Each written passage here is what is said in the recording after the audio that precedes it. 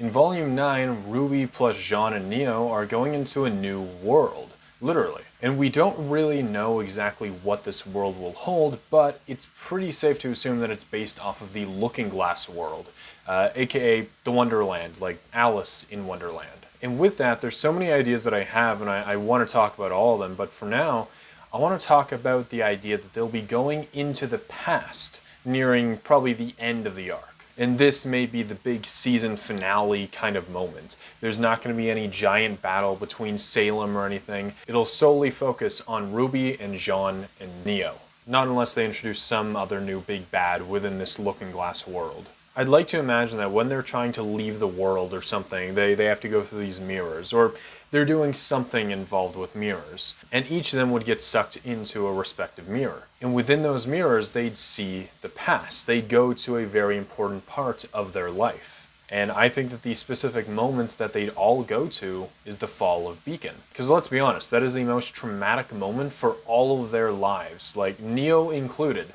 That is the day that she lost the one that she loved the most, her father figure. And so every single one of these characters, I believe, will go to the pivotal moments of that day, and they'll relive it almost. Although I haven't read the original Through the Looking Glass book, aka the book that inspired Alice in Wonderland, the movie, and its sequel, Alice Through the Looking Glass. In that movie, Alice goes in the past, or so I've read because I haven't actually watched this movie either, but she goes into the past and she's not able to manipulate anything, but she's able to learn based from the past. Because the whole idea of this time travel thing is the past is the past, you can't change it, but you can learn from the past to affect the present, which changes the future, right? And that is what I think RWBY is going to adapt, because as we all know, it's based on a whole bunch of different fairy tales and fantasies and whatnot. And so having them take this from the Alice Through the Looking Glass would make sense. Some kind of time travel looking into the past aspect. This makes a lot of sense, just based on them adapting things in their own unique way.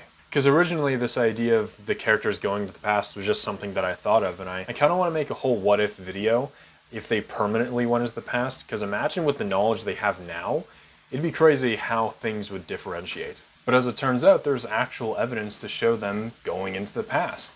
And let's talk about that. What would they see when they're in the past? Where would they go and why? So where they'd go is, I would like to think they'd go back to Volume 3. Where else in the past would they go, right? There's not really any other moment that's defining in any way. Well, not as much as the Volume 3 finale, anyway. And every single one of these characters can go back to that moment and learn something new to help develop their character or further progress the story in a major way. And so, let's just go through each of the 6 characters. So let's start with the easiest one, Neo. She'd go back to the point where Roman died, and she'd learn that Cinder is telling an absolute lie. She lied about everything. Ruby was not the one that actually killed Roman. It was one of Salem's puppets, one of the Grimm.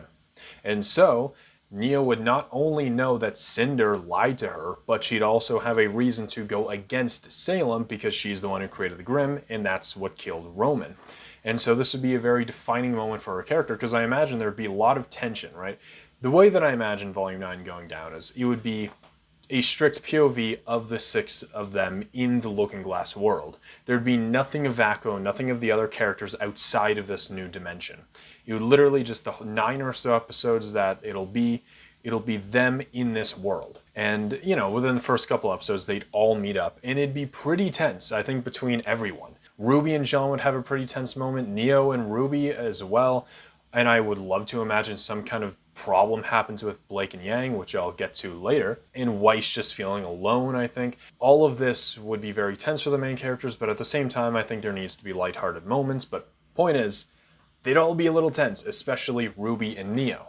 Ruby would try and convince Neo that, oh, I didn't do anything. He died by Salem's Grimm, right? It wasn't me. He died on his own. And obviously Neo wouldn't believe her, but it's when she finally sees it with her own eyes that she can truly move on and take aim where she needs to, at Salem. And from here on, she'd most likely side with the protagonists, which would be really cool. Or maybe she'd actually be able to speak after this. There's something that gives her the courage. I don't know if she's mute or just doesn't speak. I don't think it's ever been confirmed. I think it's a little up in the air. From what I remember, there's evidence pointing both ways and statements saying both things, and it's weird. Especially considering that Casey Lee Williams is the voice actress for Neo, and she sings all the songs. So you could say that that might also be canon, and that's Neo singing because of her shape-shifting and whatnot. I don't know, but that's not the point. Next up is Jaune. Where would he go? Well, obviously it'd be to Pyrrha's death. Part of me would like to say that he'd go back to the moment where she transfers the abilities, but maybe he does and it continues on to her death.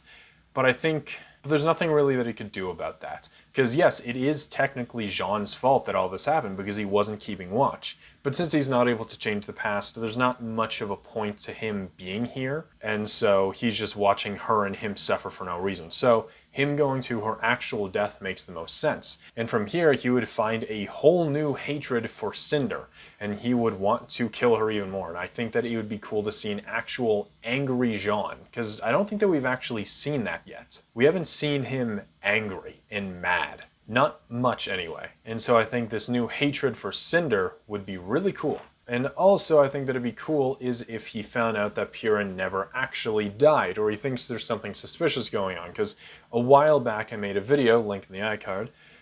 Do iCards even exist anymore? I don't know, YouTube's being weird. They're changing things. But I talk about how Pyrrha could still be alive because of Cinder's powers and the name of the power, and I believe the name of the episode, everything is very suspicious. How she's able to manipulate glass and heat. That's essentially what her power is. She can manipulate hot objects. And so if she's able to manipulate that, the arrow goes into Pyrrha and makes her burst into energy similar to the arrow in her clothing. TLDR, she might have just transferred Pyrrha somewhere else. And there's also evidence later on in another video that I make talking about how Pyrrha could eventually turn into a Grimm based on, I believe she's based on Hercules, and he turns into this monster and this and that. He goes into a pool of evil, which in this case would be like a Grimm pool, and she would become Grimm much like Cinder, much like Salem. And there's a lot of backstory history and just evidence history based on people's powers to say that Pyrrha might actually be alive. And whether or not you believe that, that's up to you. Again, link up there if you want to see the full theories, I guess. But I think it'd be cool to see if Jaune, either one, he gets mad at Cinder for killing Pyrrha, or he finds out that she's actually alive or something suspicious going on, right? That would also be pretty cool. And I know a few of you are probably going off like, nah, that they wouldn't bring her back. That would ruin all of Jaune's character development, this and that. But you got to remember, I just said that she might turn into a Grimm. And so he would, next time he sees her, he'd have to kill her. And I think that would be way cooler than her just dying, right? He would have to kill her. So I think that would save the return, and that would make everybody feel the feels, right? Up next is RWBY. I don't believe that she's going to go to the moment where her silver eyes activate. No. I think that she's going to go to Ozpin's death, because we've never actually seen how he died, technically. We just know that Cinder kills him. I don't believe that we ever get any confirmation of how or what happens there, and how, like, it'd be cool to see the visual, like him going into the ethereal or whatever, moving his soul to Oscar. But not only that, I think that he will tell RWBY something very important. And I know you're probably saying, I thought you said that they couldn't interact with the past, they can only view the past. Well, I think that they could pull off something a little interesting here. RWBY can't directly affect the past, but she can manipulate it because she already did in the past, so this already happened. Because, one, Ozpin does magic stuff. We can just say that. He can make people turn into birds, he can reincarnate, this and that, so why can't he talk to the ethereal? But also, why can he talk to RWBY? That's because of her silver eyes. He knows that there's some kind of special thing going on with the eyes, and it seems like he has a connection with the eyes.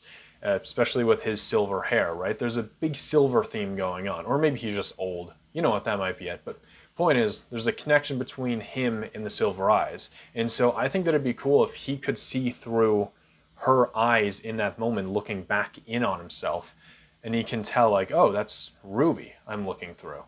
And so he's able to communicate as if she's actually there, which he would then probably apologize and say, I'm sorry, I don't know what's happening, but clearly if you're here, something happened, right? If you're in the past talking to me as some kind of ghost creature, something big happened and it's probably because of me, so I'm sorry. But also, I want to tell you about your mother and Silver Eyes and this and that. And I think he'd get a little bit into Summer's backstory, just a little bit, talking about the connection between her and Salem and this and that, maybe talking about how her mother died. But also, he'd most likely reveal the location of where or what or who the Relic of Knowledge is. Not the Relic of Knowledge, the Relic of Choice. Which I think would be the big reveal that, oh, it's actually Glenda or Glinda Goodwitch. I think that's her name. This girl right here, obviously. A lot of people think that she is the crown because of her crown little symbol or whatever, which I think that's a really cool idea. Is it possible? Yes. Is it likely? I don't know, but I like the idea.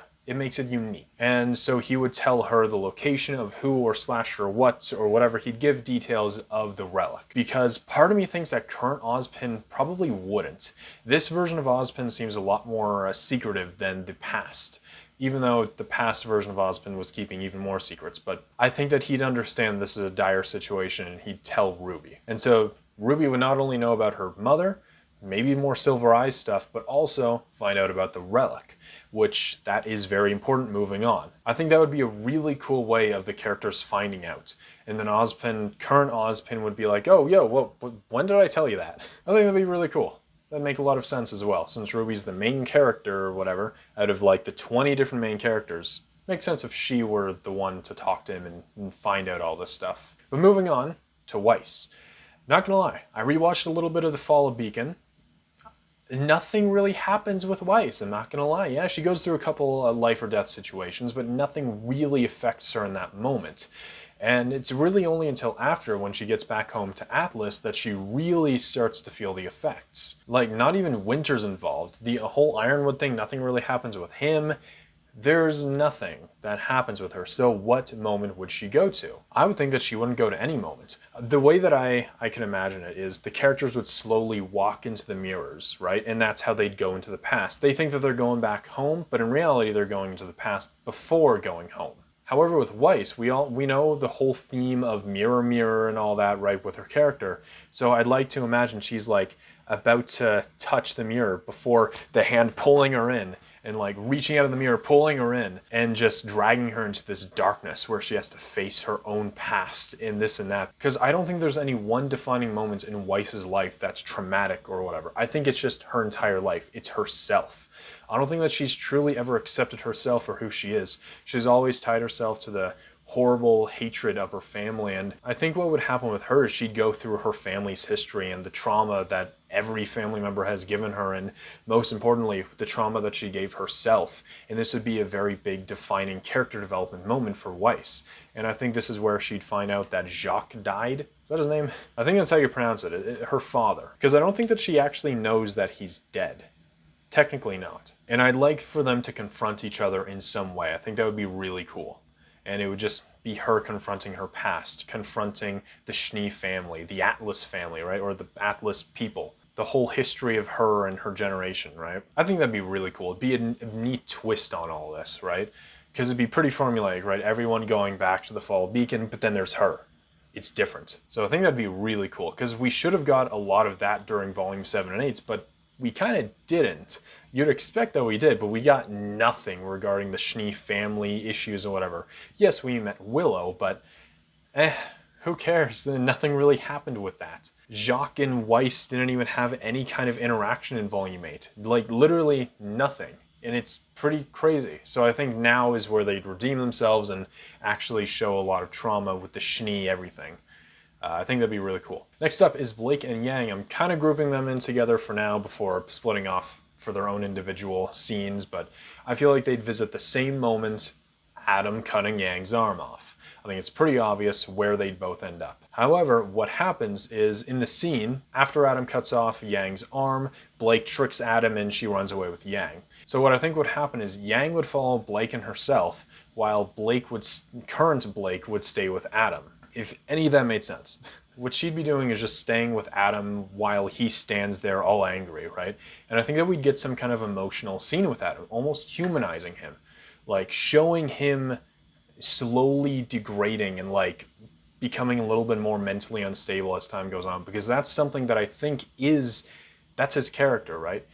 he starts off as pretty calm and cool, but then he slowly gets twisted in like a little bit more insane the more he obsesses over something. And I think there's some kind of mental issue going on there, and I think that it hasn't been explained well, and that could be the moment where we actually see it in action. We kind of get a little bit of emotion out of him, which would humanize him, and not only that, it would make Blake kind of move on. Because I feel like she is still haunted by the past. I think this would be a good moment to almost, I wouldn't say forgive Adam, there's no forgiving him, but letting go and moving on from the terrible past. And this way, because there's no more faunus issues, there's no more White Fang, Blake can be a lot happier, which she kind of has been for the past couple volumes, but I still think it should still anyway affect her, because it's only been a few months. I think this is where she would finally be like, okay, I'm forgetting about you. I think that'd be cool. Moving on though, finally, to Yang. Like I said before, I think that there could be some kind of follow-up between Blake and Yang. Maybe Yang straight up hates Adam and just says, no, good riddance to that guy, he deserved it, he should have been stabbed even more, blah, blah, blah.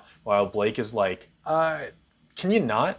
No, I still feel bad, and that's still giving me a little bit of issues up in my head and this and that. I think that might be a fine way to have them fight, because they never really did address Adam's death. They never did. And so I think them disagreeing on like, should he have died, should he have not, should he have been put in jail or something, or rehabilitated or whatnot. And I think Blake would be on the side of like, kind of in the middle. Obviously she hates his guts, and there's no doubt about that.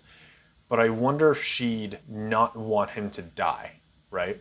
Or some kind of thing going on there. I think Adam would be a good disagreement moment. I don't know in what way they disagree, but I think them disagreeing about him in the situation would be a really good and easy way for them to split up the characters, because they've never really had any kind of fallout yet. They've always been so perfect and happy together. Meanwhile, every other character just hates them being around each other. It's so funny. But with Yang following Blake and herself, I think that this is where Yang would truly realize, like, here it is.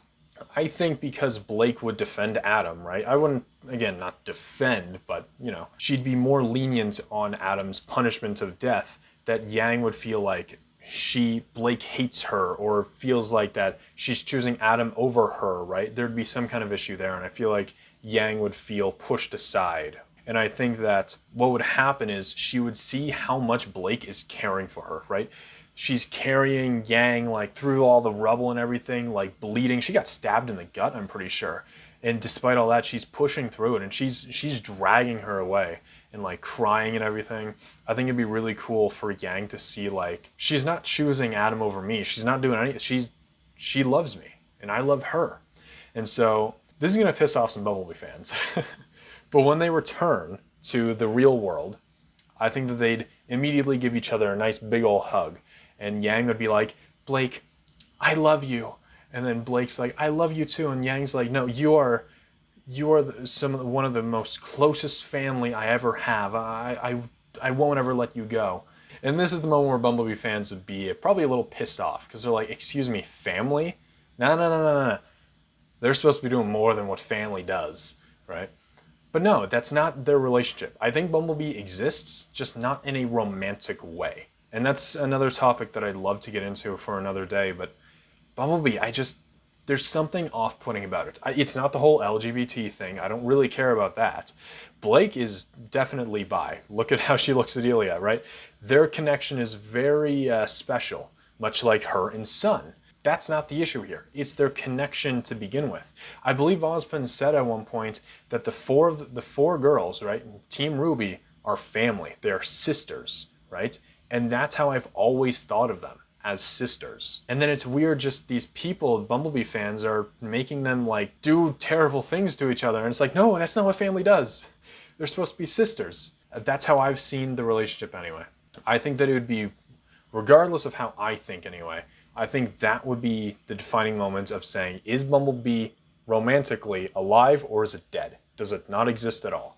I think that has to be the defining moment. They've been teasing us for too many seasons. They've been pulling us along because they don't want to face the truth of when it actually happens, because half of the fandom is going to throw backlash regardless of their choice. But I think that has to be the defining moment. That's what I think the defining moment will be. It'll be the reveal that they are just family.